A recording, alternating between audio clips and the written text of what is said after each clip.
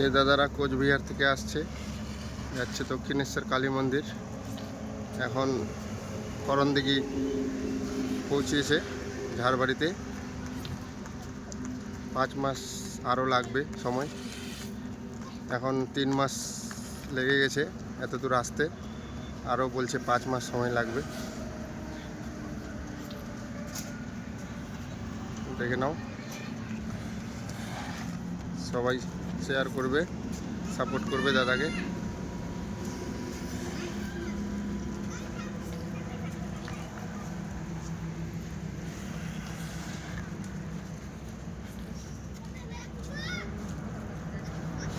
কালকে করণদিঘি ছিল, কালকে নেবে নেবে।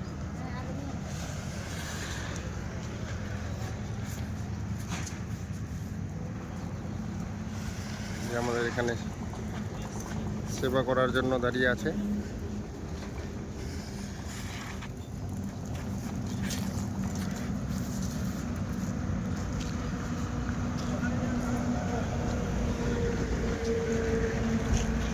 দেখতে পাচ্ছ, যে আমার মেয়ে